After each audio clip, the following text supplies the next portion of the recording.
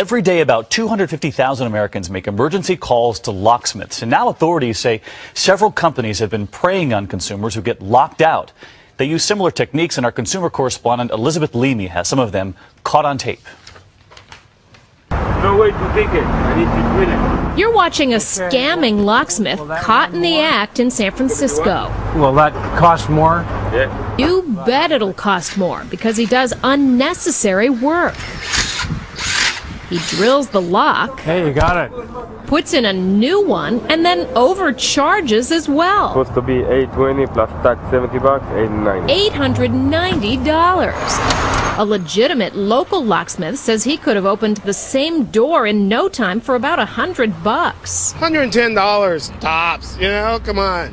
Complaints about unnecessary work, overcharging, shoddy workmanship, and lowball telephone quotes. $39 plus $15 and up to open. It's so bad, the Better Business Bureau calls the problem a nationwide locksmith swindle. Not all ripoffs are huge. They can be $25 or $50. But overall, they may add up to millions. From coast to coast, there are examples caught on tape. Here's one in Seattle. I told him I didn't have anything on me, and then he hesitantly took $95. So you think that's fair to people?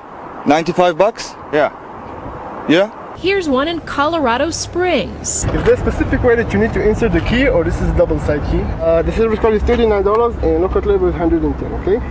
And in Orlando. I'd like to know why you drilled the locks. Why? Yes. Because I can't open the lock. And New York City. It's a lot of money. These guys mostly target the people on the road or locked out of their house. People like Ray Miller in suburban Chicago. He locked his keys in his house and had to pay a locksmith $1,700 to get back in. He came here to do a job and collect his bill. He works on commission. What's going on here? Authorities say several Israeli-run businesses are among a handful of companies behind the schemes. They've listed themselves online and in the yellow pages under scores of bogus names and addresses, so you think they're located nearby. When you're locked out and you call, instead of reaching a local locksmith, you reach a call center that could be hundreds of miles away. And then they send their own guys who could have very little training.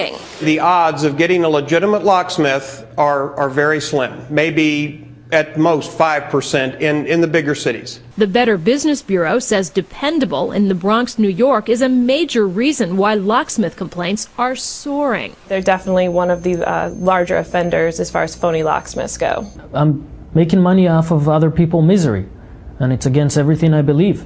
Locksmith Shalom Newman told us through mid-2006 he worked for a company the BBB links to Dependable. But he says he had a falling out with the management when their business practices started bothering him. They just told me to charge as much as I can, to start with a very high number and to pressure the customer to pay that and to go lower if I have to. Two companies that the BBB calls aliases used by Dependable settled consumer protection lawsuits with the Illinois Attorney General last January. They would quote people a much lower rate than they ultimately charged them.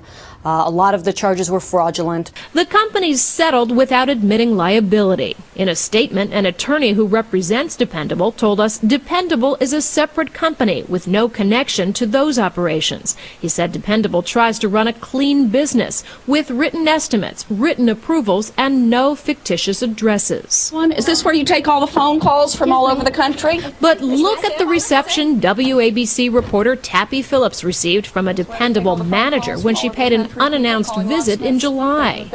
Hi, how are you? We're from Channel 7. You work here? No. Yeah, no, really? That's very interesting. You're just wandering around here. We'd like to talk to someone. The Better Business Bureau has called you very disreputable. The Better Business Bureau blasts Dependable's record of 51 pending complaints, with 87 others in 2007 to which the company never even responded. We believe that the number of complaints we've received are just a small sliver of the larger problem. We can't do Slim Jim on this door. Running a little bit more than I thought it would. We have to stop them. They're making all the good locksmiths, seem like crooks. That's Elizabeth Leamy reporting. Thanks to Elizabeth and that reporter who said, you work here? Yeah. What, are you just wandering around? We do have some tips for you, and we've also learned that Dependable, that company in question, is moving its main call center to Florida, and its attorney says the company has set up a special consumer complaint department there. The question, though, this morning, how do you know if you're dealing with a scammer? Here are the warning signs. They answer the phone usually by simply saying Locksmith. They don't tell you where they are, their exact address, and they're usually evasive when you ask them any kind of questions. So protecting yourself, the best thing is to find a professional locksmith before you actually need one. Program the number into your phone, they say. Also get a written estimate before the locksmith does any work on your home. And of course, this morning we want to thank our affiliates who helped us with the story, especially KGO in San Francisco and WABC here in New York.